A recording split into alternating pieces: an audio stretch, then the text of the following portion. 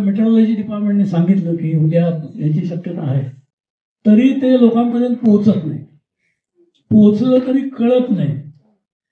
हा, ढगफुटी होणार म्हणजे काय? आता या पेपरवाल्यांनीच ते आपल्या डोक्यात एवढं भरून ठेवलंय की म्हणजे उद्या खूप पाऊस पडला, पण ढगफुटीचा अर्थ तो नाही ना. आता मी तुम्हाला सांगितलं तसं. डॉक्टर श्रीकांत कार्लेकर यांनी आज अभ्यास मंडळाच्या कार्यक्रमात ढगफुटी का होती, त्याची कारणं काय, मोठा पाऊस आणि ढगफुटी याचा फरक काय, याबद्दल सर्वांना माहिती सांगितली. त्याचा भाग आपल्यासाठी. हा सध्या एवढा म्हणजे विलक्षण प्रकार आहे असं झालं.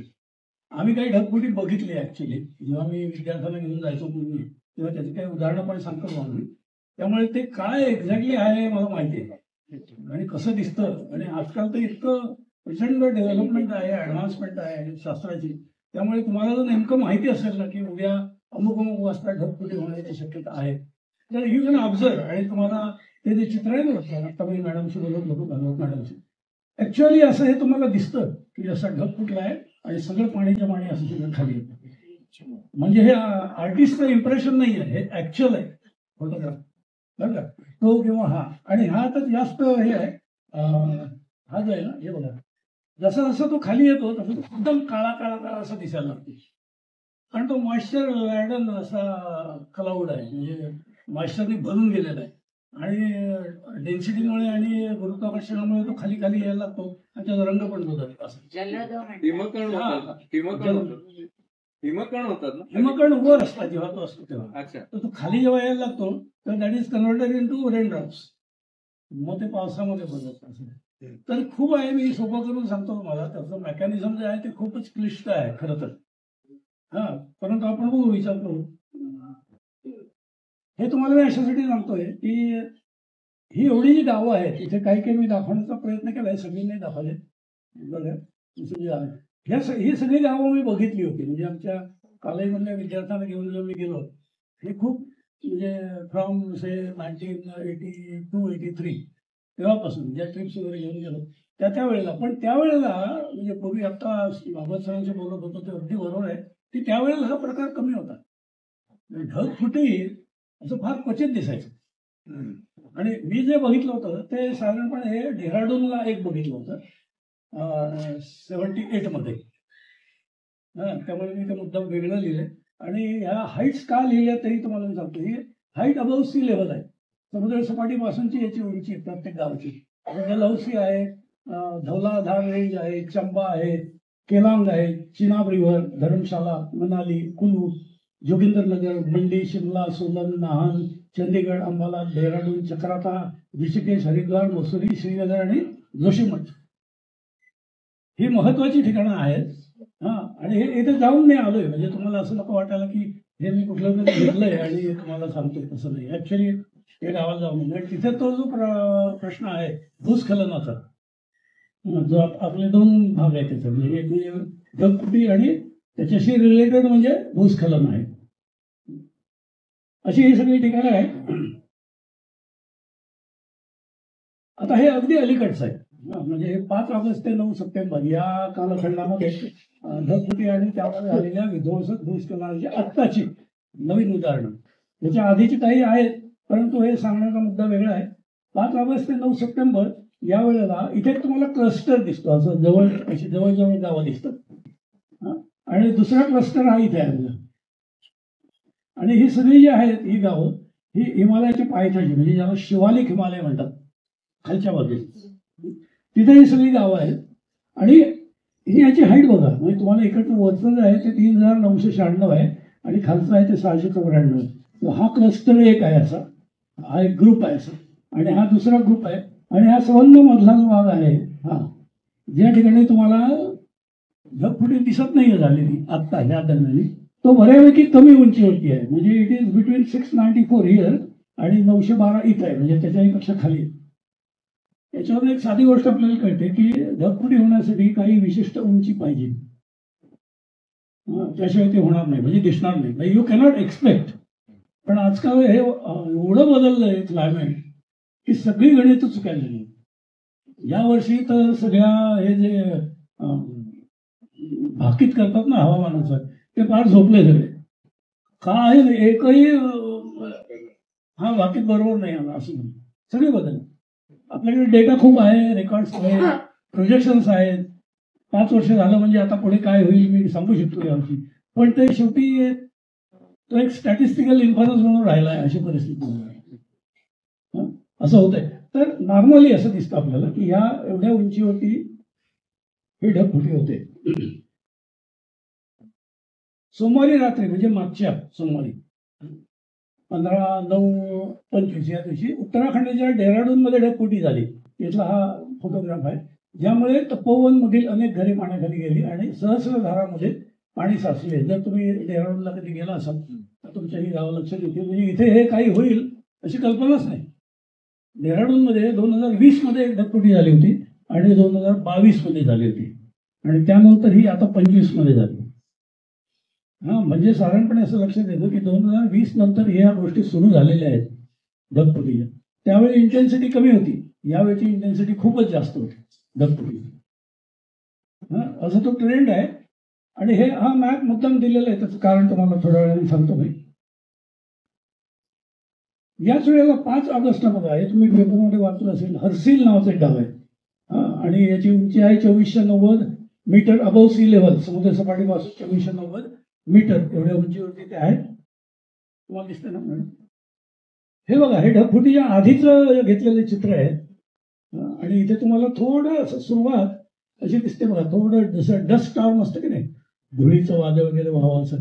जोरदार वाऱ्याने त्या नदीमध्ये आतल्या बाजूला असलेलं जे काही फाईन पार्टिकल्स होती ती सगळी वर उचलायला सुरुवात केलीच होती. त्याचं ते चित्र आहे.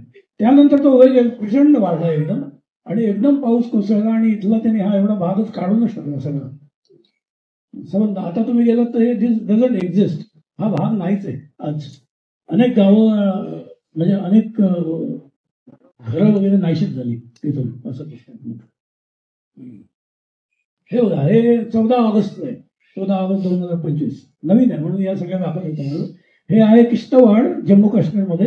हे इथे किश्तवाड आहे म्हणून हे जम्मू काश्मीर आहे. 2760 मीटर अबव सी लेवल आहे. आणि ढगफुटी होऊन गेल्यानंतर तिथल्या त्या नदीने काय काय वाहून आणलं बघा. नाहीतर नॉर्मली इथे पाणी असतं, तर ते पाणी आलं आणि निघून गेलं खूप पुढे. ढगफुटी संपेपर्यंत पाणी सगळं पुढे वाहून गेलं उताराला अनुसरून आणि सगळा गाळ तेवढा शिल्लक राहिला असं दिसतं. काश्मीरमध्ये पहिलीच घटना आहे जम्मू काश्मीरमध्ये, म्हणजे अगदी अनएक्सपेक्टेड होतं. हे पण आहे बघा, तालाबंद जम्मू काश्मीर इथे झाले 9 सप्टेंबर 25 आहे. तुम्हाला असं दिसेल की इथे भयंकर चिखल वाहत आला, सगळा असंबंध चिखल आहे वाहत आलेला. ढगफुटीनंतर उत्तर भारतात झालेल्या अतिवृष्टीमुळे सर्वत्र भीषण पूर परिस्थिती निर्माण झाली. हा त्याचा पहिला कॉन्सिक्वेन्स आहे. ढगफुटीनंतर पहिलं काय होतं तर भरपूर मोठे पूर येतात. तर आपल्याला 2 गोष्टी लक्षात ठेवायला पाहिजे त्या अशा की नैसर्गिकरित्या येणारा जो पूर आहे ना, त्या पुराचा धोका नसतो. ते पाणी नदीमधून सहज वाहून जातं. म्हणजे तो सगळा नदीचा प्रवाह, नदीचं खोरं हे सगळं इट इज वेल डिसिप्लिन्ड. ते निसर्ग अतिशय शिस्तप्रिय आहे. निसर्गामध्ये काही गोंधळ, आपण काय केलं तर मग त्याचा पर्याय त्याला मग काही हे राहत नाही. आता या सगळ्या भागामध्ये विशेष करून हा जो सगळा भाग तुम्हाला दिसतो, उत्तराखंड, हिमाचल, जम्मू काश्मीर आणि हा सगळा भाग येणार आहे, तुम्हाला असे भरपूर बांधकामं झाले. टुरिझम एवढं प्रचंड वाढलेलं आहे, कुठलाही डोंगर लोकांनी शिल्लकच ठेवला नाही. आणि याला सगळी सरकार इथली जी आहे ती जबाबदार आहे. पैसा सगळ्यात पहिलं महत्वाची गोष्ट म्हणजे पैसा.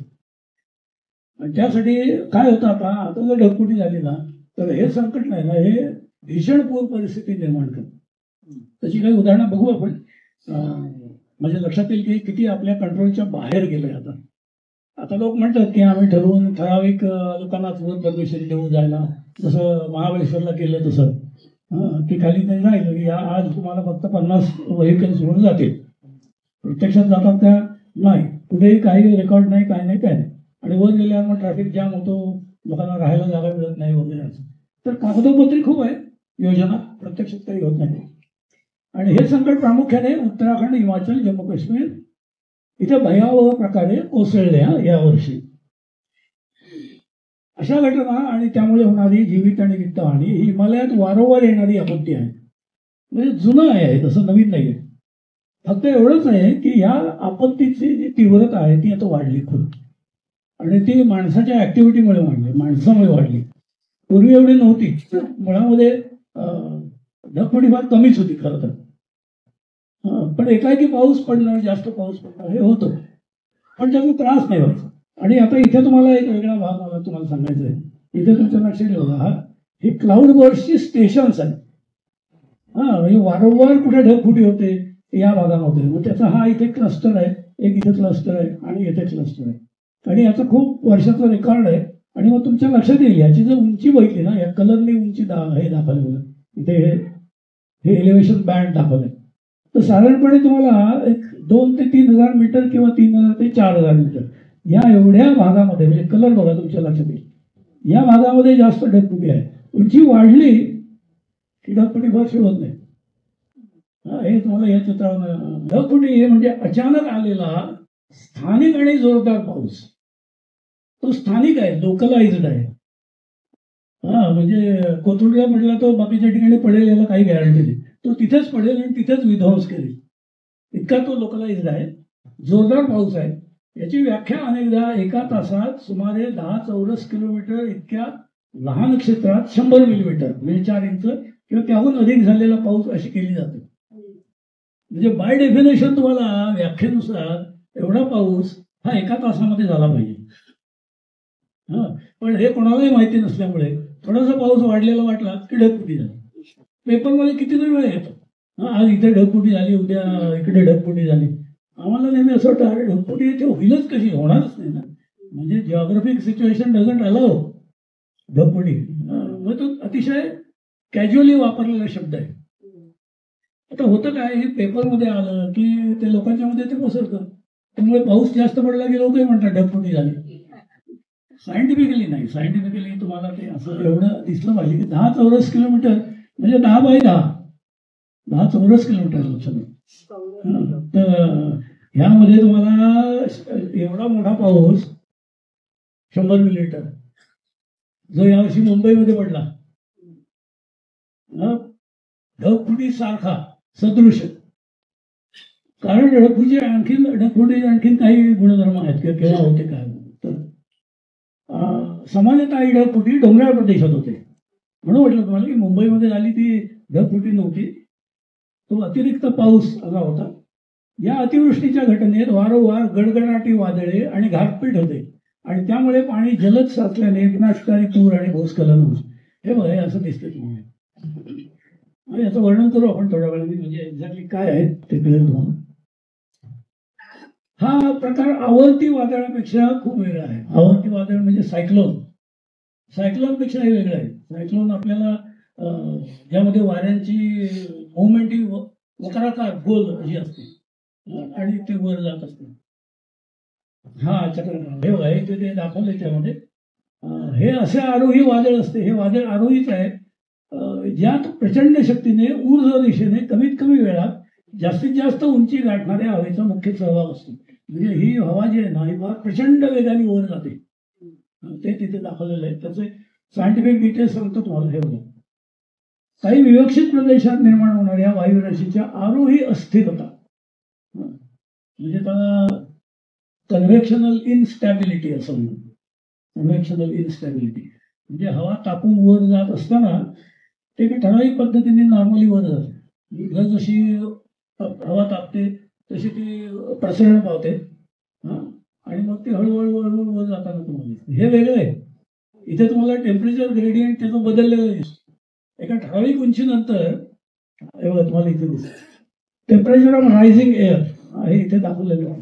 आणि टेम्परेचर ऑफ एन्व्हायरमेंट हे आजूबाजूच्या प्रदेशातलं आणि हवेचं टेम्परेचर आहे. 30 डिग्री, 21 डिग्री, 12, 3, 6 असं हळूहळू हळूहळू कमी होते बघा. आणि इथे -6 पर्यंत आहे. तो एन्व्हायरमेंटल लॅब सेट वगैरे तिथे नको जाऊया आपण, पण या पद्धतीने असं टेम्परेचर कमी होतं. इथे काय होतं बघा, इथे जेव्हा ते रायझिंग एअर 21 डिग्री होतं तेव्हा इथं ते 20 डिग्री आहे. इथं 12 आहे तेव्हा इथं 14 आहे. इथं 3 आहे तेव्हा इथे 8 झालंय आणि इथे -6 आहे तेव्हा इथे 2 आहे. याचा परिणाम असा होतो की टेम्परेचर हे वाढत गेल्यामुळे बघा इथे 20-14 तुलना अशी नाही करायची, असं वाढत नाही जात, याच्याशी तुलना करायची, म्हणजे आजूबाजूच्या प्रदेशाशी तुलना मी करतोय. हा, तर मला असं दिसतं की एक ठराविक भागामध्ये म्हणजे या बाजूला टेम्परेचर जे आहे ते आणि मी आता इथं उभा आहे इथलं, या दोघांमध्ये फरक आहे.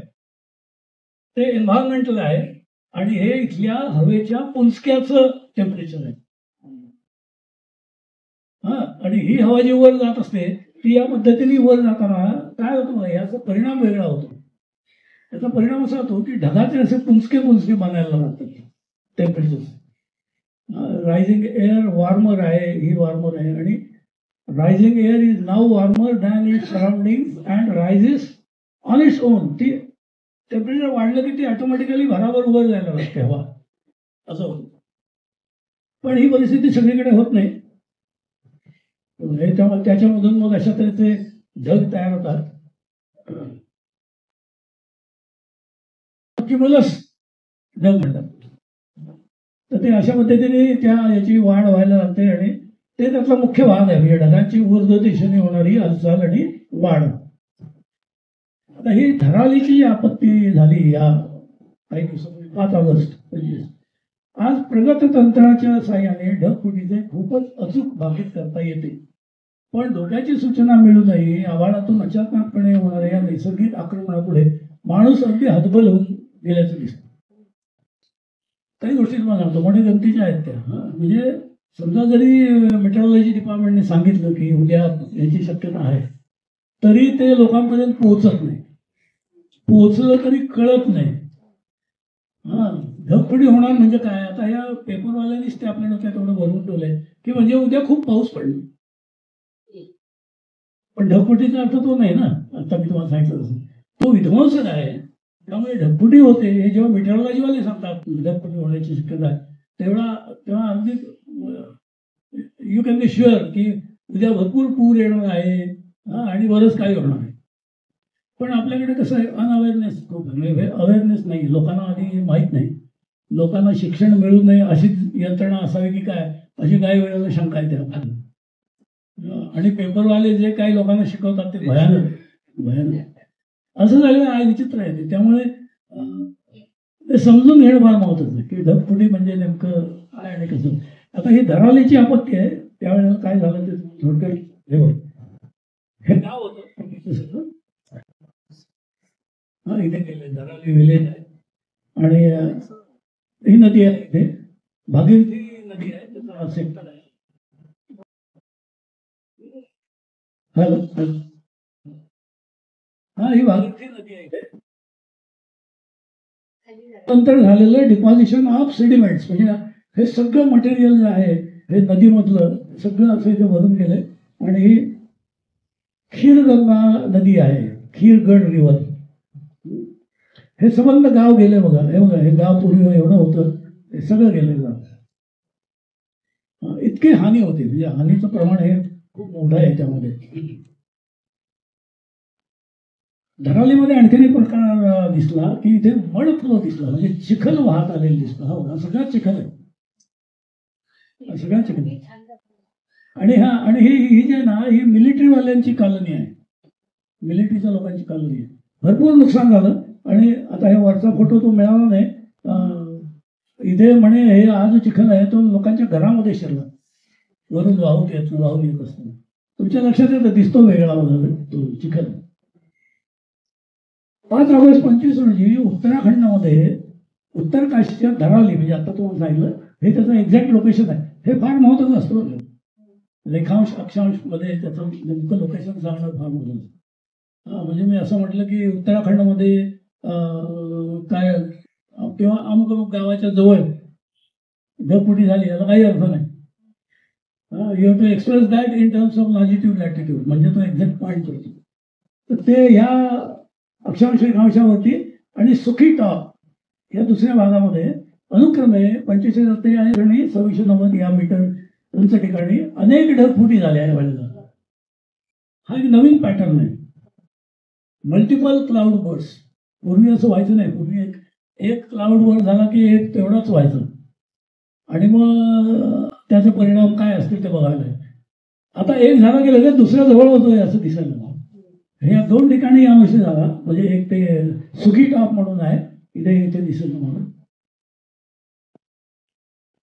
हे सुकी टॉप आहे आणि हे धराली आहे बरं का. हा मॅप फिरवलेला आहे म्हणजे तुमच्या लक्षात यावं म्हणून की ही रिज आहे, हा उंचवट आहे, गुगल इमेज आहे. त्यामुळे ही दक्षिण इकडे आहे खाली आणि उत्तर तिकडे आहे. म्हणजे ऍक्च्युअली धराली इकडे आहे आणि सुखी टॉप इकडे आहे. पण हे फिरवलेलं आहे म्हणजे लक्षात यावं तुमच्या. हिमनद्या कशा ह्या हिमनद्या आहेत बघा इकडून येणार आहे, या इकडून हिमनद्या आहेत. तर इथं इथे या 2 ठिकाणी असं मल्टिपल क्लाउड बर्स्ट. टोकाच्या किंवा अतिरेकी हवामान घटनांसाठी किती असुरक्षित आहे हिमालय त्याची याने पुन्हा आठवण करून दिलेली आहे. हिमालय अतिशय असुरक्षित झालेलं आहे आणि इथे एक्स्ट्रीम इव्हेंट्स खूप होत आहेत. म्हणजे आपली सगळी कॅल्क्युलेशन चुकवणारे इव्हेंट्स खूप व्हायला लागले. तसा हा प्रकार आहे मल्टिपल, एकपेक्षा जास्त ढगफुटी एकाच वेळेला. या घटनांच्या विश्लेषणातून एक गुंतागुंतीचे चित्र समोर आले. आता यामध्ये काय झालं, हे जेव्हा ढगफुटी झाली, मी वाचत नाही सांगतो मला. ढगफुटी ही जेव्हा झाली धराली आणि त्या 2 ठिकाणी सुखी टॉप, त्यावेळेला पाऊस हा खूप कमी होता. त्यामुळे ढगफुटीची जी डेफिनेशन आहे त्याप्रमाणे हे ढगफुटी नाहीच आहे ना. पण ते डिक्लेअर करून मोकळे झाले ढगफुटी झाली म्हणून. जेव्हा मेट्रोलॉजीचं रेकॉर्ड आलं, जेव्हा त्यांनी सांगितलं की इतका पाऊस किती आहे काय वगैरे, तर त्याचं जे डिटेल्स आहे तेव्हा त्याच्याजवळ एक हर्सिल नावाचं गाव आहे. कारण हे रेकॉर्डिंग स्टेशन आहे हर्सिल त्याच्याजवळच. या ठिकाणी यापासून 6 किलोमीटर अंतरावरील ठिकाणी 6.5 मिलीमीटर पाऊस पडला. आपल्याला पाहिजे किती 100 मिलीमीटर. आणि 35 किलोमीटर अंतरावरील भटवारी इथे 24 तासात 11 किलोमीटर पाऊस पडला. काहीच नाही ना, म्हणजे ढगफुटी नाहीच. हे जेव्हा कळलं, हे आकडे ढगफुटीच्या तांत्रिक व्याख्येपेक्षा कमी आहेत, ज्यासाठी 100 चौरस किलोमीटर क्षेत्रात एका तासात 100 मिलीमीटरपेक्षा जास्त पाऊस पडणं आवश्यक आहे. त्यामुळे सगळे गडबडून झाले. हे कसं नाही, आपण तर म्हटलं ढगफुटी, पण पाऊस एवढा इतका कमी आहे. आणि मग they started finding out the reason की काय नेमकं कुठे काय आहे. आणि मग त्याचं वेगळंच कारण कळलं, ते तुम्हाला सांगतो. हिमालय हा इतका कॉम्प्लेक्स आहे, इतका किचकट आहे, कळत नाही आपल्याला. आणि आपण एक लगेच एखादं कन्क्लुजन काढलं आणि सांगितलं असं आहे, तर ते थोड्या 1-2 तासातच कळतं की नाही काहीतरी वेगळंच आहे. हे फार अनप्रिडिक्टेबल फार व्हायला लागलं हल्ली असं दिसतं. काय कारण होतं सांगतो ना. या विसंगतीमुळे, आता ही विसंगती लक्षात जेव्हा आली, अज्ञानी असे सुचवले की ढगफुटीऐवजी हिमतलाव फुटल्यामुळे येणारा पूर, त्याला ग्लाफ असं म्हणतात, ग्लेशियल लेक आउटबर्स्ट फ्लड, हे या अचानक आलेल्या पुराचे कारण असू शकते. खीरगड ओढ्याच्या क्षेत्रात असलेल्या धाराली गावापासून सुमारे 7 किलोमीटर वरच्या दिशेने कदाचित हिमनदी तलावांचा समावेश असलेल्या अस्थिर अशा हिमनदी प्रदेशात या घटनेचा स्रोत असण्याची शक्यता वर्तवण्यात आलेली आहे. म्हणजे काय बघा, लक्षात येईल. हे इथे धराली आहे, ह्याच्यावर इथे एक हिमतलाव आहे, एक इथे हिमतलाव आहे, एक इथे हिमतलाव आहे, एक इथे. हे येलो कलरनी दाखवलेत ना, हे सगळे हिमतलाव आहेत. हिमतलाव म्हणजे काय, हिमनदी जी आहे त्या हिमनदी जर वितळली, हिमनदीतला हिम वितळला आणि साठून राहिला एखाद्या डिप्रेशनमध्ये किंवा एखाद्या बंडमुळे एन्क्लोज झालेला, तर त्याचा तलाव होतो. आणि आता हिमनद्या वितळण्याची एक नवीनच हे सुरू झालेली आहे. म्हणजे फार मोठं संकट आहे ते हिमनद्या वितळण्याचं. 15-1 दिवसापूर्वी महाराष्ट्र टाइम्समध्ये लिहिलं होतं, त्याच्यात ते हिमनद्या वितळ जगभर ही टेंडन्सी. हिमनदी वितळली की हे जे सरोवर आहे ना, हिमतलाव, तो फुटतो आणि पाणी इतक्या वेगाने खाली येतं की तुम्हाला वाटतं ढगफुटी झाली. म्हणजे गावं खाली आहेत आणि हिमनद्या वर आहेत, या सगळ्या हिमनद्या इथे आहेत वर. तर त्याने असं जजमेंट काढलं की कदाचित, आता कसं होतं, हिमनदी फुटली का नाही किंवा हिमतलाव फुटला का नाही हे बघण्यासाठी तिथे जावं लागतं. तुम्ही सॅटेलाइट इमेज घेतली लगेच तर ती लगेच नाही मिळत तुम्हाला. म्हणजे you to go there and confirm की हा हिमतलाव फुटलेला आहे. आणि ते सोपं नाही एवढं. तिथे हिमनदीमध्ये फिरणं हे अतिशय, तुमच्यापैकी जे ट्रेकिंग करणारे लोक आहेत हिमालयामध्ये त्यांना माहिती आहे, अत्यंत कठीण. हिमनदीमध्ये पाय ठेवला जरी तुम्ही तरी केव्हा पाय खाली जाईल तुम्हाला कळणार पण नाही, इतकं रिस्की ते असतं. म्हणून त्यांनी ते सजेस्ट केलं की असं असण्याची शक्यता आहे. मग ते जास्तीत जास्त कुठे आहे तर ते त्याचं त्यांनी सांगितलं की सुमारे 7 किलोमीटर वरच्या दिशेने, म्हणजे हे धराली आहे आणि हे साधारणपणे 6-6.5 किलोमीटर ही 2 आहेत, ती असण्याची शक्यता आहे. आता ही शक्यता कशावरून सांगितली? उतार लक्षात घेतला, हिमनदीचं वय लक्षात घेतलं, किती जुनी हिमनदी आहे, वितळण्याचा वेग किती आहे, आणि म्हणून दक्षिणेकडची नाही ती उत्तरेकडची आहे असं मग कन्क्लुजन काढलं. म्हणजे हे कॅज्युअल नाही लक्षात घ्यायला. बघायचं असेल तर मला हे 2 बघावे लागतील. असं त्याचं कारण त्यांनी सांगितलं की ग्लेशियल लेक आउटबर्स्ट काही कंडिशनल आहे. मगाशी सांगितलं, पुन्हा सांगत नाही तुम्हाला.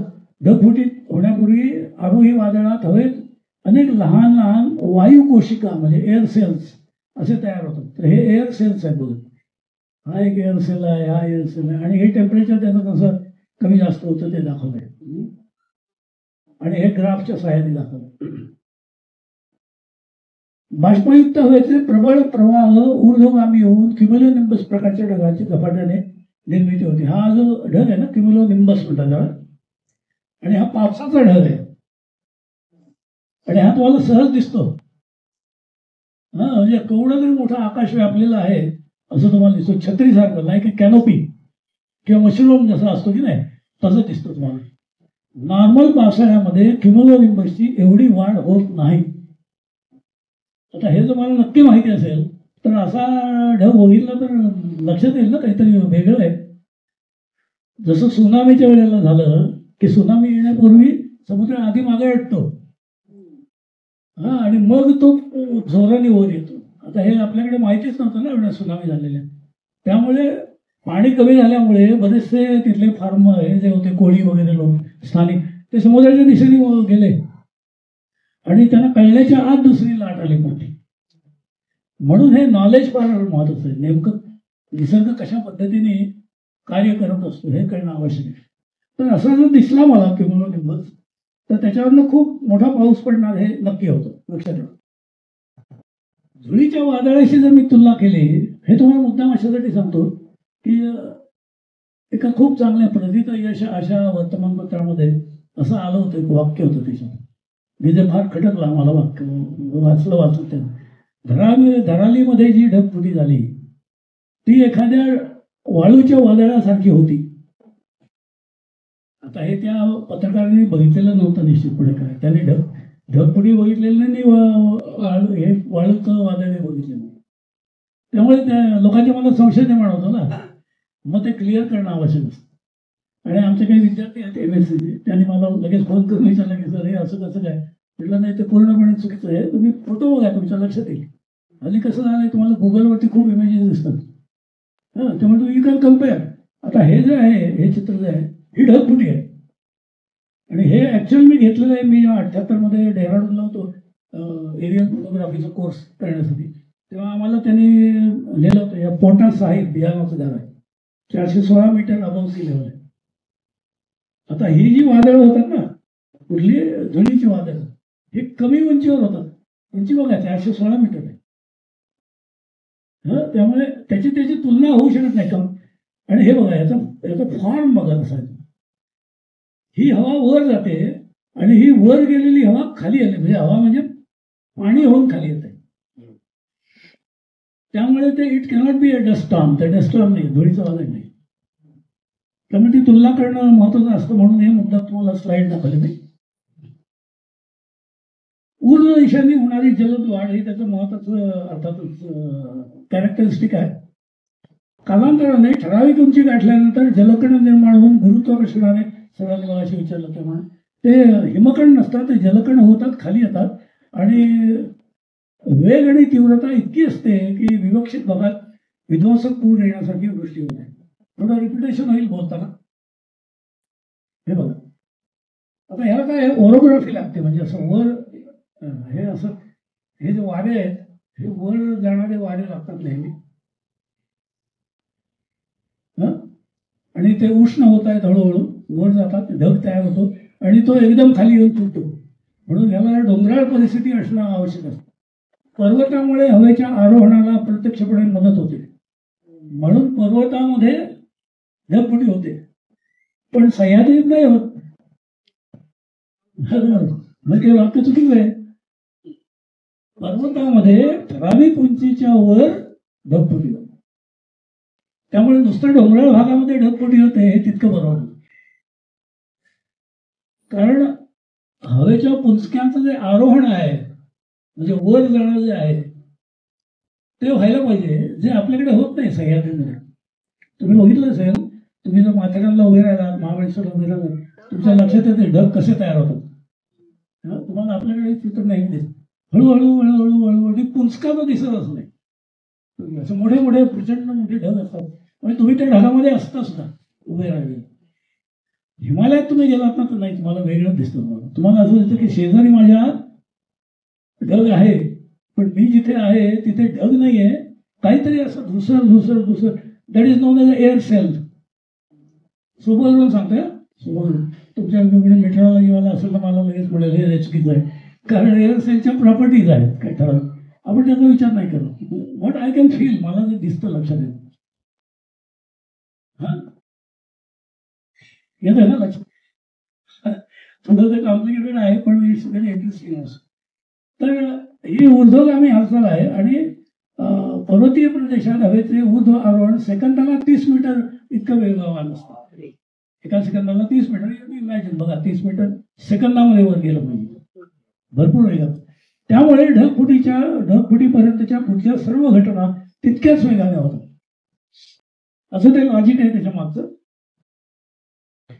आता आजूबाजूच्या हवेपेक्षा वर जाणारी हवा तुलनेने उष्ण असल्याने आरोही स्वरूपाची असते, म्हणून तिला आरोही असते. अशी म्हटलं तुम्हाला कन्व्हेन्शनल इन्स्टॅबिलिटी. अत्युच्च उंचीवर जाऊन पोहोचेपर्यंत मात्र वृष्टी होऊन गेल्यामुळे आरोहणाचा वेग एकदम मंदावतो आणि वादळ हे दुर्बळ झालेलं वादळ आहे. याने भरपूर पाऊस पडला एका झटक्यात. म्हणजे हे जे वादळ आहे ना आणि याने आलेला पाऊस, हे it remains there only for not more than 5 minutes. 5 मिनिटामध्ये सगळं विध्वंस होतं. आणि हे कळतं केव्हा आपल्याला की गेलेलं आहे, म्हणजे हे वादळ संपलेलं आहे. ढग असे दिसतात लगेच. त्याची कपॅसिटीच संपते ना. सगळं जो त्यांनी वाढलेलं पाणी आहे सगळं निघून जातं. आणि ते क्युमुलोनिंबस ढग जो आहे तो सिरस होतो. सिरस म्हणजे असे पुंजके होऊन अजून पसरलेला दिसतो. त्यामुळे हे ऍक्च्युअल अनुभव घेण्याची गोष्ट आहे. आता ढगफुटी या संज्ञेच्या शब्दशः अर्थाप्रमाणे ही घटना घडते. एखाद्या प्रदेशातून माणसाचे अस्तित्व पुसून टाकणं इतका जोर या आपत्तीत असतो. हिमालयाला ढगफुटीचा जणू शापच आहे. दरवर्षी इथली अनेक गावे आपत्तीग्रस्त होतात आणि नष्ट होतात, उद्ध्वस्त होतात. हिमालयाला 2 शाप आहेत, एक ढगफुटीचा आहे आणि एक भूस्खलनाचा आहे. आणि आपल्याकडे जे भूस्खलन होतं, ज्याला आपण म्हणतो दरड कोसळली, हे जेव्हा हिमालयातल्या लोकांना तुम्ही सांगाल तेव्हा म्हणतात की हे कुठलं हिमस्खलन, ही काय दरड कोसळली आहे का? डोंगराचा उतार खाली आलाय, कारण स्केल मॅचच होत नाही. मागे मी सांगितलं होतं एका भाषणामध्ये तुम्हाला की आमच्या एका PhDच्या विद्यार्थ्याने लँडस्लाइड्स इन सह्याद्री या नावाचा एक थिसिस लिहिला. आणि आमच्या दुर्दैवाने म्हणा, आम्ही जम्मू काश्मीरच्या एका सायंटिस्टला रेफरी बनवला. एक परदेशातला होता, एक इथला. त्याने पहिलं ऑब्जेक्शन घेतलं की दीज आर नॉट लँडस्लाइड्स. त्यामुळे ह्याच्यातला जोरच संपला सगळ्या थिसिस मधला. मग त्याला जेव्हा आम्ही इथे बोलवला पुणे विद्यापीठामध्ये, तेव्हा त्याने त्या व्हायवाच्या वेळेला सांगितलं की why we don't call this as a landslide. लँडस्लाइडचं स्केल खूप मोठं असतं. तुमच्याकडे जे होतं म्हणाला ते स्लोप फेल्युअर आहे. म्हणजे उतारावरून माती घसरत आली, बस एवढंच. पण आपल्याला ह्या संकटाची एवढी माहिती नसते.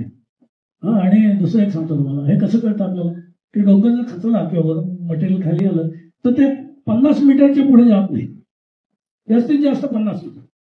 तर 50 मीटरमध्ये काही झोपड्या असतील किंवा काही असेल तर ते अफेक्ट होतं.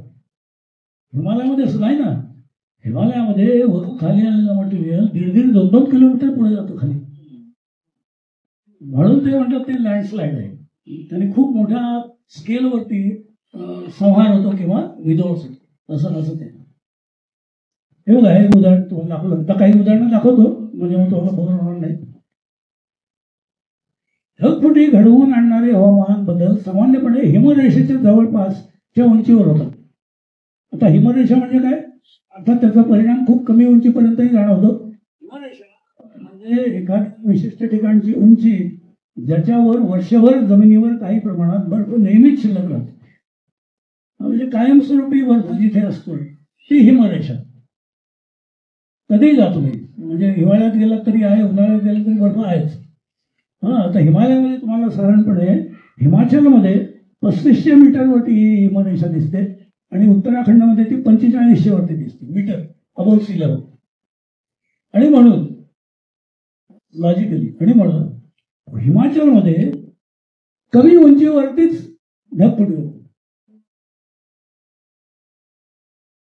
नाही, हे जे आहे सामान्यपणे हिमरेषेच्या जवळपासच्या उंचीवर, म्हणजे एवढी उंची जर असेल किंवा हिमरेषा इथे असेल तर एक्झॅक्ट हिमरेषा काही होत नाही, त्याच्या आधीच ती ढगफुटी होऊन जाते. आणि ही प्रत्येक ठिकाणी वेगळी वेगळी असते. हिमाचलमध्ये वेगळी, उत्तराखंडमध्ये वेगळी, जम्मू काश्मीरमध्ये वेगळी, तुम्ही नॉर्थ ईस्टला गेला तर तिथे वेगळी. कारण हिम कायम कुठे आहे ते वेगळ्या वेगळ्या गोष्टीवरती ठरतं ना. म्हणजे अशी लाईन काढू शकत नाही तुम्ही की 3000 मीटरवरती बर्फ आहे सगळीकडे, असं कधी दिसत नाही तुम्हाला.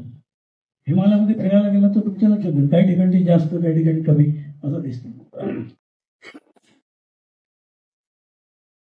हिमालयातील ढगफुटींची संख्या पावसाळ्याच्या सुरुवातीला किंवा अखेरीला जास्त असते, हे तुमच्या लक्षात येईल होतं. त्यामुळे याचा संबंध जेट प्रवाहाशी लावण्यात येतो.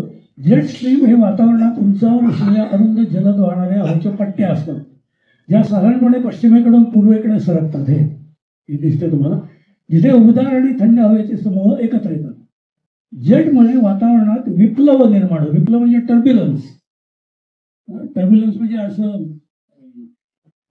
टर्ब्युलंट झालेली अशी हवा, मला नेमकं आठवत नाही मराठी शब्द, पण मिक्स झालेली हवा, अशी खळबळ, एक्झॅक्टली खळबळजनक अशी ती हवा होते तयार, ज्यामुळे स्थानिक पातळीवर ढग हिमरेषेपर्यंत वर ओढले जातात आणि इथे या ढगांचे सांद्रीभवन होऊन ते ढग अक्षरशः फुटतात आणि पाऊस पडतो. पूर्व हिमालयामध्ये मे जूनमध्ये, हिमाचलमध्ये ऑगस्टमध्ये आणि उत्तरांचलमध्ये ऑगस्ट आणि सप्टेंबरमध्ये ढगफुटीची शक्यता. These are all probabilities. या शक्यता आहेत. पूर्व हिमालयामध्ये केव्हा होईल, पश्चिमेमध्ये केव्हा होईल. आता हवामान बदलामुळे हे काही आपल्याला सांगता येत नाही, असंच होईल. हे महत्वाची गोष्ट आहे. हे दाखवलं ईस्ट वेस्ट डिव्हिजन हिमालयाचे आहे आणि कुठे कुठे होतं. आता हिमालयात अत्युच्च उंची, तीव्र उतार, हिमनद्यांचे सानिध्य आणि वनांचे आवरण यामुळे अनेक लघु हवामान प्रदेश, मायक्रो क्लायमॅटिक झोन्स तयार होतात.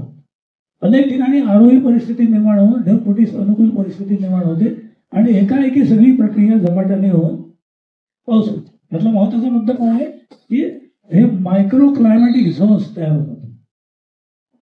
म्हणजे इथलं हवामान वेगळं, इथलं वेगळं आणि इथलं तर एकदमच वेगळं. मग इथलं एक झोन आहे, इथलं एक झोन आहे. जसं तुम्ही उटीला गेलात, उटकमंड, तर तुम्हाला जाणवतं, आम्ही मेजर केले तिथलं मायक्रो क्लायमॅटिक झोन्स.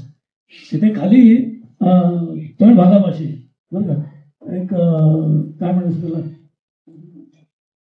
असं जंगलाचा एक खूप मोठा प्रदेश आहे उटीच्या खालच्या बाजूला. जेव्हा तुम्ही म्हैसूरकडून उटीला जाता तेव्हा बंदीपूरच्या जवळपास, एक्झॅक्टली बंदीपूर जे हे आहे तिथे जवळ, तिथे टेम्परेचर वेगळं दिसतं. थोडं वर तुम्ही चालत गेलात की एकदम टेम्परेचर बदलतं, आणखी वर गेलात की बदलतं. हे these are all micro climatic zones. आणि हे जिथे आहे तिथे ढगफुटीची शक्यता जास्त असते, असं एक ऑब्झर्वेशन आहे. पण उटीमध्ये ढगफुटी झाल्याचा एकही उल्लेख नाही, कारण बाकीच्या गोष्टी नाहीत ना तिथे. हा मळ्यामध्ये उंची कमी आहे, हिमालयामध्ये जेवढी उंची आहे तेवढी उंची इथे नाही असं दिसतं तुम्हाला. आता ढगफुटीचा परिणाम बघू आणि मग आपण संपूया. भूस्खलन हा पहिला परिणाम आहे. दरडी कोसळणे, दगड मातीचे प्रवाह तयार होणे आणि चिखलयुक्त गाळाचे लोंढे आणि मोठी जीवितहानी. हे मान्सून लँडस्लाईड आहे, दार्जिलिंग मधलं आहे, ऑगस्ट 2015 मधलं आहे लँडस्लाईड. तर तुम्हाला मी सांगितलं हे लँडस्लाईड बघा, तरी हे संबंध कव्हर झालंच नाही फोटोमध्ये. त्याच्या खाली खूप आहे अजून. हे इथून ते सगळं तुटलं आहे डोंगर.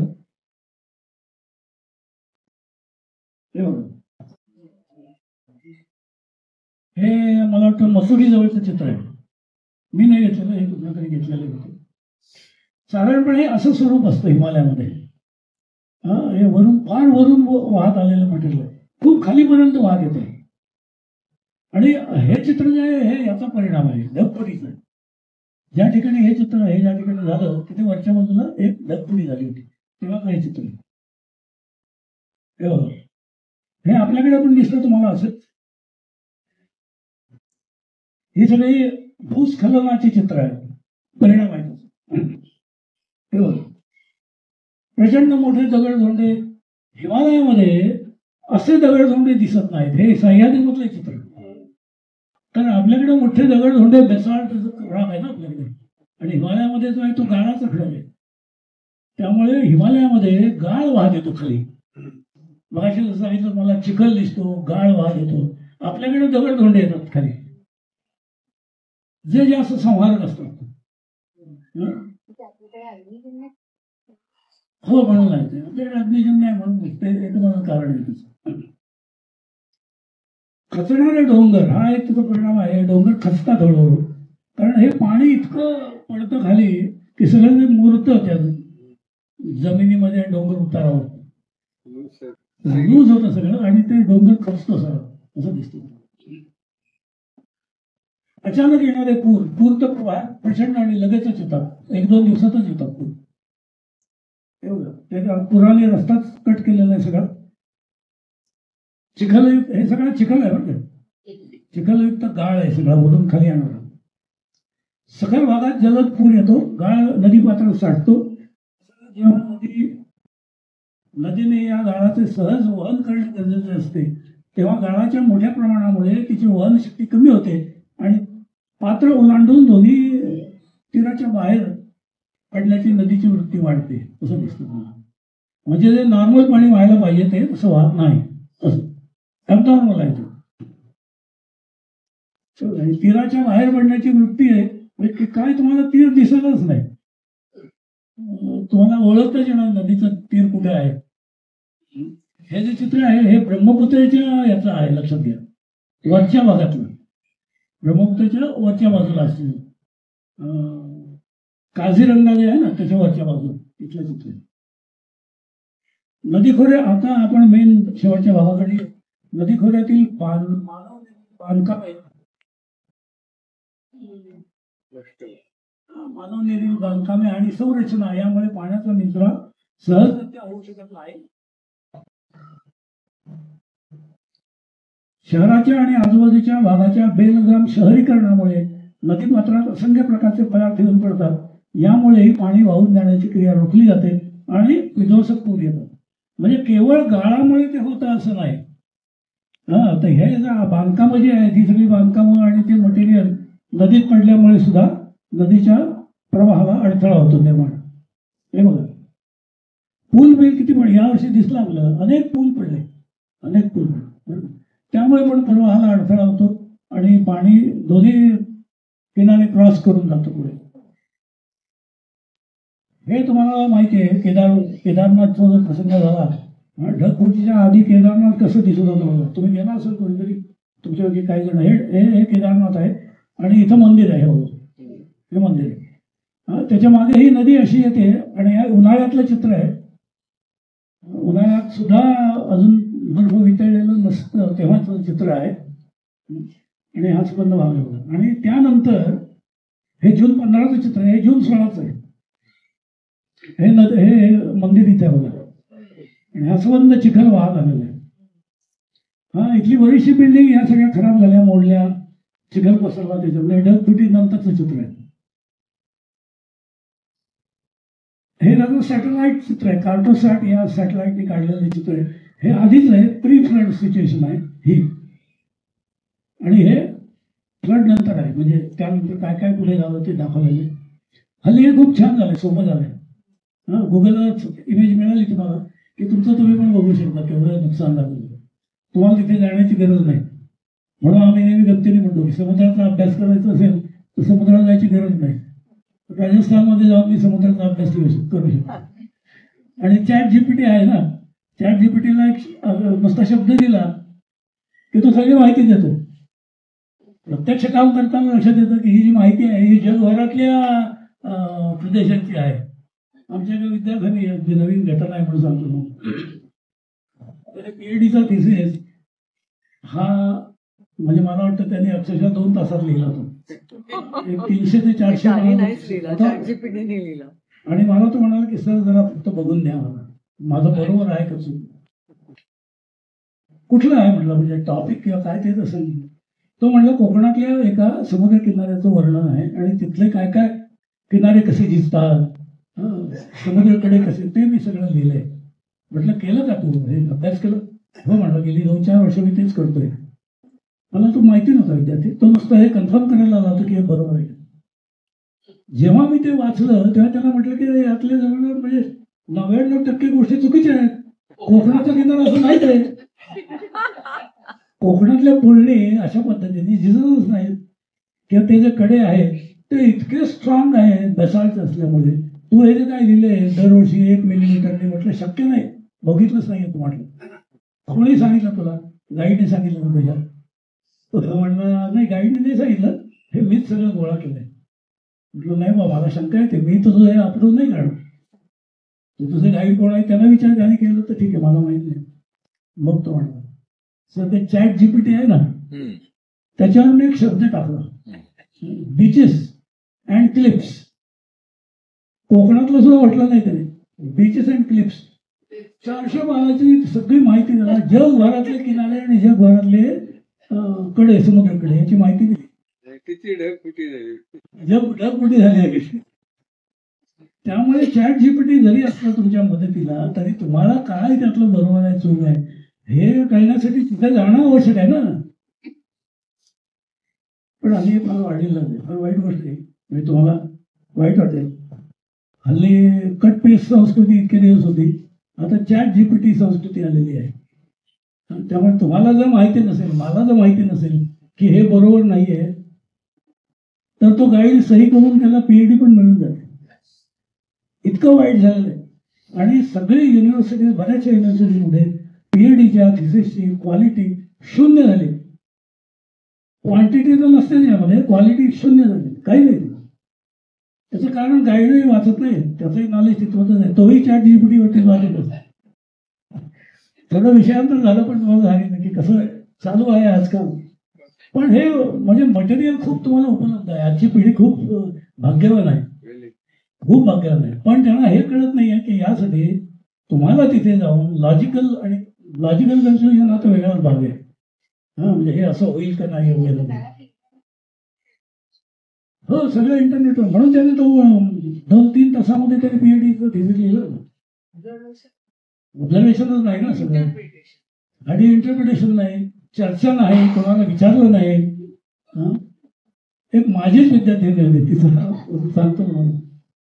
आमच्याकडे कोस्टल जिओमॉर्फॉलॉजी या नावाचा एक विषय आहे, म्हणजे किनारी भूगर्भ विज्ञान असं. ते खूप इम्प्रेस झाले होते. ते म्हणले सर मला कोस्टलमध्ये काम करायचं. ठीक आहे, काय हरकत नाही, PhD तुला 2 वर्षात मिळणार नाही, 4-1 वर्ष काम करावं लागेल. येणार तर चल जाऊ. मग पहिल्या फेब्रुवारीला मी तिला घेऊन गेलो श्रीवर्धनला. श्रीवर्धनला आम्ही गेलो आणि तिला म्हटलं बघ हा सगळा बीच. ती म्हणली सर ह्याला बीच म्हणतात? म्हटलं हो याला बीच म्हणतात. कारण तिने पुस्तकात वाचलेलं होतं आणि MSCच्या वेळेला लेक्चरला बसून बोर्डवरचं वगैरे वगैरे हे बघून ते तिला काही म्हणजे तिला ते ॲप्रिशिएटच करता आलं नाही काय आहे.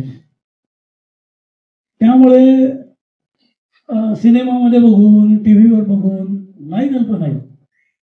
तो समुद्र आहे एवढं कळतं, ती पुळण आहे हे कळतं, but you have to go there.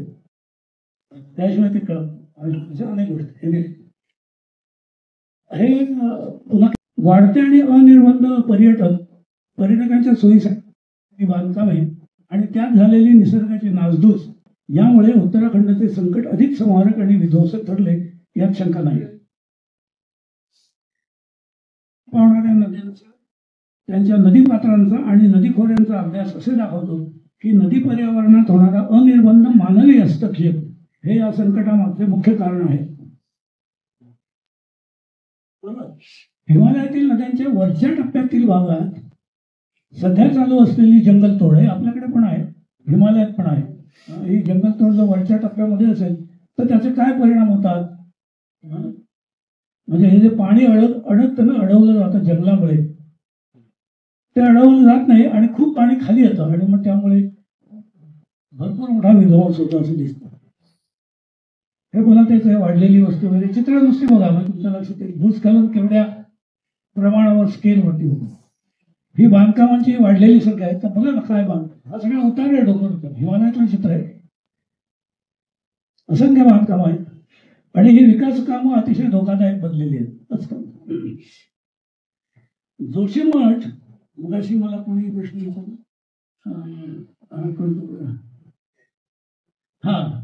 विचारला, जोशीमठला मी गेलो होतो, तुम्ही पण गेलाय. जोशीमठला तुम्ही गेला असाल तर तुमच्या लक्षात येईल. आता मी केव्हा गेला त्याच्यावरती आहे मग मी गेलो त्याला काही वर्ष झाली. खूप छान गाव. 4 वर्षापूर्वी गेलो आवलीला, पण 8 एक दिवस राहिलो. अच्छा, हा, खूप छान, खूप सुंदर गाव. पण एका ब्रिटिशांनी याचं केलेलं सर्वेक्षण, त्याने असं सांगितलं की ही जागा ही बांधकामासाठी आणि गाव वसवण्यासाठी अजिबात योग्य नाही. दाखवतो मला पुढे आहे ते. त्याने केलं होतं, ब्रिटिशर जेव्हा इथे होते तेव्हा त्याने ते संशोधन करून तो report, and that report is available even today. आता अशी अपेक्षा आहे की गव्हर्नमेंटने बघावं ना रिपोर्ट काय आहे ते. पण बांधकाम करायचं झालं आणि तो पैसा तो पुढे आला की बाकी सगळं घ्यायचं काही. पण जोशीमठ खूप छान आहे. आता त्याचं मोठं संकट येते. 23 मध्ये तर फार वाट लागली त्या जोशीमठची. 1900 मीटर्स अबोव सी लेवल आहे ते. आजूबाजूला हिमालय बघा, वरती सगळा जो आहे तो बर्फ आहे. तिकडे मी वर्णन वाचत नाही काही. अलकनंदा नदीच्या काठावर आहे ते. डेहराडूनच्या 295 किलोमीटर ईशान्येला आहे. त्यामुळे जाणं सोपं आहे. डेहराडूनवरून सहज जाता येतं तुम्हाला, कारण डेहराडूनला फ्लाईट्स आहेत भरपूर, पुण्यामधून आहे तुम्हाला माहिती. हे जोशीमठच्या आजूबाजूला असलेला हा सगळा प्रदेश. इथे ते त्रिशूल नावाचं शिखर आहे. इथे त्रिशूल नावाचं शिखर आहे. जोशीमठ इथे आहे. हा, आता तुम्हाला कळणार नाही, लक्षात येणार नाही तुमच्या स्लाइडमध्ये कळेल. त्याचं लोकेशन बघा. हा, लोकेशन हे फार महत्वाचं आहे तुझं. भूवैज्ञानिकांनी आधीच असे काही घडेल असा इशारा दिला होता. ऑगस्ट 22 मध्ये जोशीमठचा सर्वे करण्यात आला होता गव्हर्नमेंटच्या मार्फत. 23ला हे झालंय, 22ला सर्वे झाला होता. उत्तराखंडमध्ये चमोली जिल्ह्यात जोशीमठच्या जवळ 21 मध्ये नंदादेवी येथे हिमनदीचा एक भाग तुटला आणि त्याचं पाणी खाली आलं इथे. हे जोशीमठ इथे आहे बघा, हे चमोली आहे आणि इथे हिमनदी तुटली होती या भागामध्ये आणि त्याचं पाणी खाली येऊन आता इथे जसं झालं तसं तिथे झालं. हे कोसळलेला भाग आहे हिमनदीचा. आणि ती ऋषिकुल्य नावाची नदी आहे, त्यामध्ये पाणी आणि धुळीचा लोट कसा आला ते दाखवलंय. शास्त्रज्ञांच्या गटाने चमोली जिल्ह्यातील हिमनदीचे हवाई सर्वेक्षण करून नोंदी केल्या. कारण हल्ली हवाई सर्वेक्षण करणं फार सोपं झालंय. त्याच्या नोंदी करता येत होत्या. मुख्य हिमनदीचा अधांतरी भाग खालील चिंचोळ्या खोऱ्यात कोसळला असावा असे प्रथमदर्शनी दिसते. शास्त्रज्ञ सुद्धा फार काळजीपूर्वक विधान करतात. डायरेक्ट काही करत नाही, प्रथमदर्शनी असं दिसतं. आणि हिमनदीच्या या भागासोबत डोंगरावरील दगडधोंडे वाहून आले आहेत असे त्यांच्या लक्षात आले. ह्याच्यावरनं मग त्यांनी ते मॉडेल वगैरे बिल्ड केलं. धौलीगंगा नदीच्या खोऱ्यात एक जलाशय तयार झालं. हे बघा, जोशीमठ गाव मुळातच एका शतकापूर्वी हिमालयाच्या या भागात झालेल्या भूकंपानंतर निर्माण झालेल्या भूस्खलन प्रक्रियेनंतर राड्या रोड्याच्या ढिगावर झाले. हा सगळा आहे ना, हा राडा रोडा आहे, म्हणजे वरून आलेलं मटेरियल आहे सगळं. हे जोशीमठ आहे ना इथे गाव. आणि हा सगळा गाळ आहे आणि हा गाळ नदीने वाहून आणलेला नाही आहे. तर सॉरी, हा डोंगर शिजल्यामुळे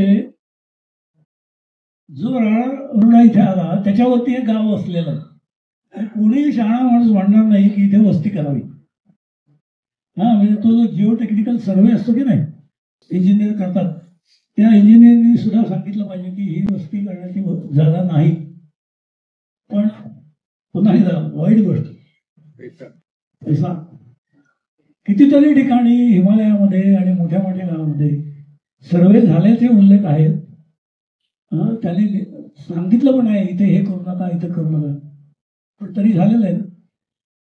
त्याचं कारण तेच आहे की सगळं भ्रष्टाचार भरपूर आहे भरपूर भरपूर तुम्हालाही अनुभव येत असेल. अनेक बारीक सारीक गोष्टीमध्ये सुद्धा प्रचंड आहे.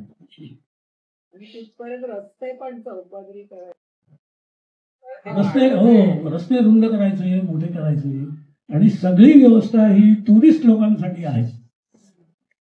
चांगली राहण्याची ठिकाणं पाहिजेत मला एसी मला मिळाला पाहिजे हे सगळीकडे आहे आणि त्यासाठी लोकांनी भरपूर मग ते पैसे पण तुमच्याकडे घेतात भरपूर गाड्यांनी सगळे रस्ते फुल भरून जातात तिथपर्यंत पोहोचायलाच 2-3 तास जास्त अशी परिस्थिती आता आहे. बघा हे मगाशी मला म्हटलं ना हे शेवटच्या 1-2 स्लाइड्स आहेत जास्त नाही. 73 मिश्रा कमिटीने जोशीमठचे स्थान खूप जुन्या निमज्जन विभाग म्हणजे सबसिडन्स झोन म्हणतात निरीक्षण त्यांनी नोंद हा सबसिडन्स झोन आहे म्हणजे तो खचतोय खाली सबसाईड होतोय त्यामुळे ही वस्तीची जागा नाही.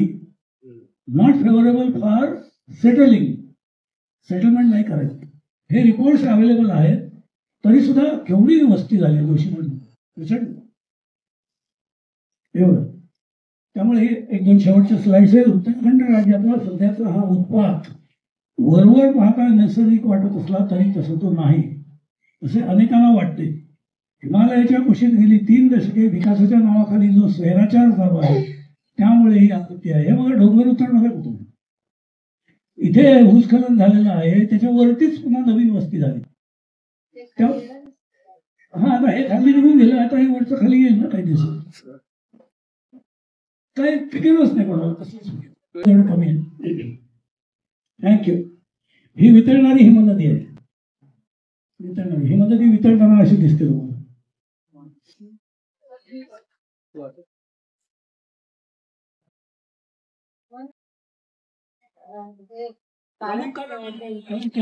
टेम्परेचर वाढतंय ना आता ग्लोबल वॉर्मिंग त्यामुळे जास्त आणि हे आपल्या कंट्रोलच्या बाहेर आहे. आपण याला काही नाही करू शकत. हवामान तर ती बर्फाने आच्छादित शिखरं होती हो बर्फ कायमच गेले. हो गेले ना खूप ठिकाणं आता अशी झालेली की तिथलं बर्फच नाही खूप ठिकाणी. जे ट्रेकिंग करतात अनेक वर्ष त्यांना हे लक्षात येतं. ते म्हणतात की मागच्या वर्षी मी आलो इथे काहीच नाही.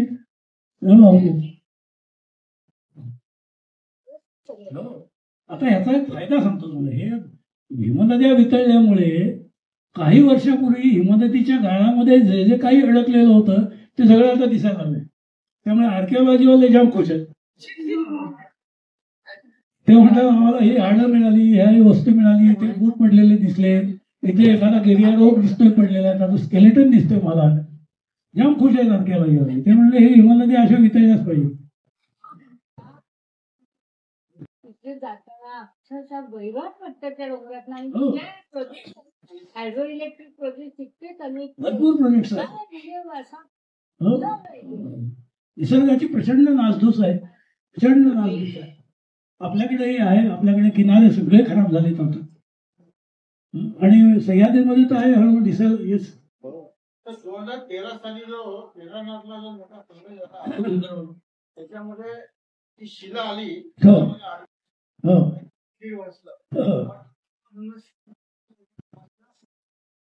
निश्चित केलं असतं लोकांनी त्याला आणि तो मग श्रद्धेचा विषय झाला पण त्यावेळेला अजूनही आहे की तो मोठा बोल्डर एवढा मोठा प्रचंड मॅसिव्ह बोल्डर आहे आणि तो तिथंच थांबला. ऍक्च्युअली एवढा मोठा तो फ्लो आहे त्याच्यावरती अभ्यास झालाय भारतभर. शास्त्रज्ञांनी खूप अभ्यास केला त्याचे की ह्या एवढ्या मॅसिव्ह फ्लो मध्ये तो बोल्डर इथे राहू शकतच नाही म्हणजे नेक्स्ट टू इम्पॉसिबल. निश्चित आता विश्वास आपला असो नसो पण हे दिसतं एवढी गोष्ट केली ते खरं. काहीतरी कारण फिजिकल काहीतरी कारण निश्चित असेल. लोकांनी अभ्यास केला ना त्याचं फिजिकल काय कारण आहे, कशामुळे ते राहिलं. पण अडथळा कुठे दिसतच नाहीये. आणि असं नाहीये की तो बोल्डर अगदी येऊन मंदिराला टेकलाय. तो मंदिराच्या मागे आहे वारच. काही अंतरावर आहे, काही अंतरावरच तो थांबलाय. स्पष्ट दिसतोय. तो दिसतो तिथे. आता हे जे ग्लेसियोलॉजिस्ट आहेत आणि फ्लड किंवा पुराचा अभ्यास करणारे जे तज्ज्ञ आहेत ते असं म्हणतात, पूर झालेलं नाही, ते असं म्हणतात की जेव्हा प्रवाह असं वाहत येतो ना तेव्हा प्रवाह हा दोन्ही बाजूनी जेवढा तीव्र असतो त्याच्यापेक्षा मध्य बाजूने जास्त तीव्र असतो. परंतु हिमनदी वितळल्यामुळे प्रवाहाचा वेग हा कमी जास्त होऊ शकतो. आणि म्हणून त्यावेळेला असं नेमकं झालं की ती जी वाहून आलेली हिमनदी आणि वितळलेली हिमनदी त्याचा दोन्ही साईडचा वेग जास्त झाला आणि हा काही कारणाने कमी झाला. आणि म्हणून हे झालं. तुम्ही म्हणलात ना फिजिकल कारण, तर हे असं एकाने दिलेलं आहे विच इज नॉट प्रूव्ड. ते सिद्ध नाही झाले. आणि म्हणून विश्वास किती ठेवावा हा वेगळा भाग आहे. आणि एकटं आता माझ्यासारखा माणूस एकटा ते काम करू शकत नाही ना, मला नाही करता येणार ते. जेव्हा हे खूप मोठ्या प्रमाणात काम होईल तेव्हा ते सिद्ध होईल. आणि आता त्याला बरेच दिवस होऊन गेले असं आहे. आणि मग शेवटी मग त्यामुळे श्रद्धेचा विषय म्हणूनच तो कायम राहतो. आणि आपल्याकडे हा अभ्यासाला पळवाट आहे. रुद्रप्रयागच्या इथे आलं की पैशाला पण वाट आहे. तिथे एका त्या नदीच्या बाजूला कशा हो नाही हो. कारण अलकनंदा भरपूर वाढ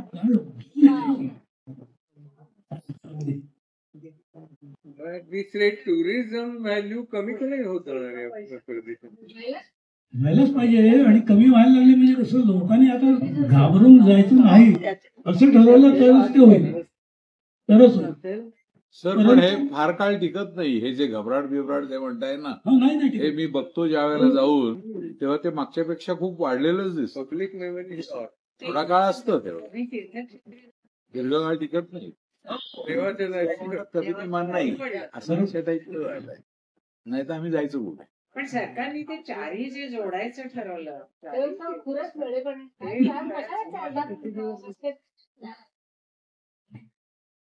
अनेक गोष्टी वेडेपणा दाखवणाऱ्याच आहेत खरं. आणि जो निसर्गाच्या बाबतीमध्ये फार सेन्सिटिव्ह आहे ना त्याला तर आता डोळे मिटून बसण्याची वेळ आली आहे. हा नदी सुधार, नदी सुधार. कसला नदी सुधार, कसला नदी. आता पर्यावरण वेळेला वेळे म्हणायला लागले लोक. कारण बाकीच्यांना ते कळत नाही ते काय म्हणतात ते. आणि त्यांना ते सिद्ध करता येत नाही.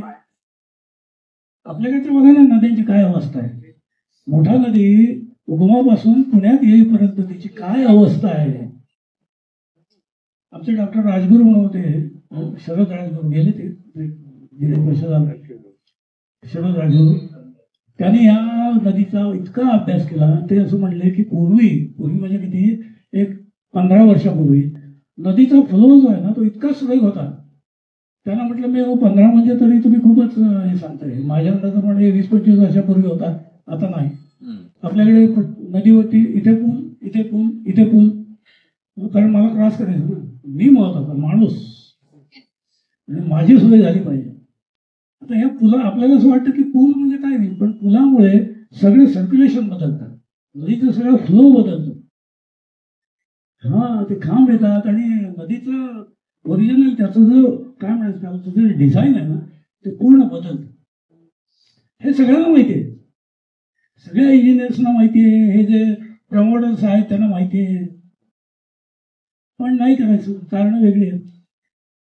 पुण्यामध्ये एवढं पाणी नद्यांना काय यायला लागलं, कारण तुम्हाला उदाहरण सांगतो, कात्रज सारखं ज्या ठिकाणी छोटे छोटे नाले आहेत, ओढे आहेत, ते भरून टाकले ना. तर ही नॅचरल सिस्टीम होती, तिथे पाणी आलं की ते सहज खाली यायचं, पाहून जायचं. तर ते तुम्ही बंद केल्यामुळे ते पाणी इकडे तिकडे जातं, वरनं गाळ घेऊन येतं, नदीत साठतं, नदीला पुढे येतो. इतकं लॉजिकल आहे. समुद्रात घातलेले मुंबईला पाणी येतं पावसात. हो येतं ना, येतं. मुंबईची अवस्था तर खूप वेगळी आहे. आणि मुंबई सेम आहे. तुम्हाला काय सांगायचं त्याच्याबद्दल एक वेगळं लेक्चर देता येईल. मुंबईमध्ये इतकं दुर्लक्ष आहे. ती मिठी नदी जी आहे ना, त्या मिठी नदीचा आमचा एक मित्र आहे डॉक्टर कपिलेश्वर, CWPRS मध्ये इंजिनियर होता आणि त्याला गव्हर्नमेंटने हे काम दिलं होतं की मिठी नदी जी आहे त्या मिठी नदीचा हा जो फ्लड इव्हेंट जो आहे तो स्टडी करायचा.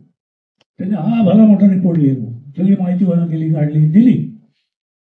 नंतर तो 2 वर्षांनी गेला ते मिनिस्ट्रीमध्ये विचारायला, अहो मी तुम्हाला दिलं होतं, सापडलाच नाही रिपोर्ट, होऊन गेला. आणि तिथे जेव्हा बघून आला तेव्हा मला म्हणलं तू चल माझ्याबरोबर, मी दाखवतो तुला. इतक्या झोपडपट्ट्या आहेत आणि इतका गाळ नदीमध्ये टाकलेला आहे की, आणि भरतीच्या वेळेला त्या समुद्राच्या पाण्याला कळत नाही ना, इतक्या वेगाने पाणी आत येतं भरतीचं, जाणार कुठे. मग ते उलट ओहोटीच्या वेळेला उलट येतं, भरतीच्या वेळेला मागे यायला वावच नाही, फुगतं ते सगळं पाणी नदी पातळी असं. आणि मग पूर येतात. मग काय, मुंबईचा हा भाग बंद झाला, इथे पाणी तुम्ही बघितलं असेल, वड्या घेऊन जायला लागले. ते काय होतं की मध्ये 4-4 वर्ष पाऊस येत नाही, त्यामुळे त्यावेळेस इकडे लोकांना पाणी बघायला मिळत नाही आणि मग लोक आत येतात त्याच्यामध्ये. ऍक्च्युली पूररेषावर सगळी मार्क करून दिली असते, त्याच्यात सगळं कागदावरती आहे, पण शेवटी एवढा स्ट्रेस वाढतो गव्हर्नमेंट, शेवटी आत येतात आणि आता सगळीकडे पाणी घुसायला लागलं. आणि तुम्हाला एक उदाहरण, म्हणजे एन्फोर्समेंट आहे सगळी. सिंगापूरमध्ये खूप पाऊस पडतो. ट्रॉपिकल आहे ना सिंगापूर, ट्रॉपिकल आहे, आपल्यापेक्षा जास्त पाऊस आहे. आता मी याला गेलो होतो इथं बोर्निओमध्ये कोटाकिनाबालू या माझं गाव आहे. भरपूर पाऊस, म्हणजे कंटाळा येतो पाऊस, इतका पाऊस येतो. पण प्लॅनिंग एवढं उत्कृष्ट आहे आणि मॅनेजमेंट एवढं उत्कृष्ट आहे की शहरामध्ये कुठेही पाणी तुंबत नाही कधीच.